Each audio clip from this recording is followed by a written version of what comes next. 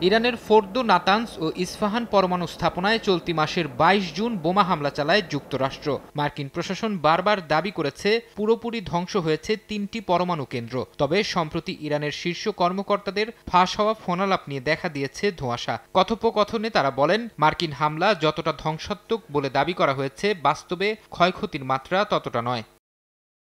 Wall Street journal এ নিয়ে এক প্রতিবেদনে জানায়, ইরানের শীর্ষ কর্মকর্তারা ফোনালাপে বলেন, প্রেসিডেন্ট ট্রাম্পের নির্দেশে চালানো মার্কিন হামলা প্রত্যাশিত মাত্রায় ধ্বংসযজ্ঞ চালাতে পারেনি। ক্ষয়ক্ষতির সীমাবদ্ধতা নিয়ে তারা নিজেরাই বিস্ময় প্রকাশ করেন। তারা বলেন, বোমার আঘাতে অক্ষত রয়ে গেছে স্থাপনার গুরুত্বপূর্ণ অনেক যন্ত্রপাতি।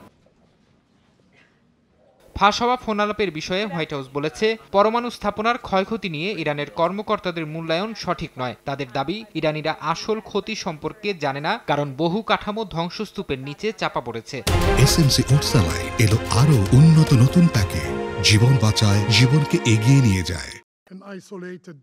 যুক্তরাষ্ট্রের হুমকি সত্ত্বেও পরমাণু সমৃদ্ধকরণ চালিয়ে যাওয়ার ঘোষণা দিয়েছে ইরান। জাতিসংঘে ইরানের রাষ্ট্রদূত বলেন, শান্তিপূর্ণ বিদ্যুৎ উৎপাদনের জন্য এই কর্মসূচি আন্তর্জাতিক পরমাণু অস্ত্র বিস্তার রোধ চুক্তির অধীনে বৈধ। একই কথা ইরানের উপ পররাষ্ট্রমন্ত্রী মাজিদ রাভানচিরো। বিবিসিকে দেয়া সাক্ষাৎকারে তিনি বলেন, ইউরেনিয়াম সমৃদ্ধকরণ ইরানের অধিকার। নতুন আলোচনার আগে যুক্তরাষ্ট্রকে হামলার চিন্তা বাদ দিতে হবে বলেও জানান তিনি।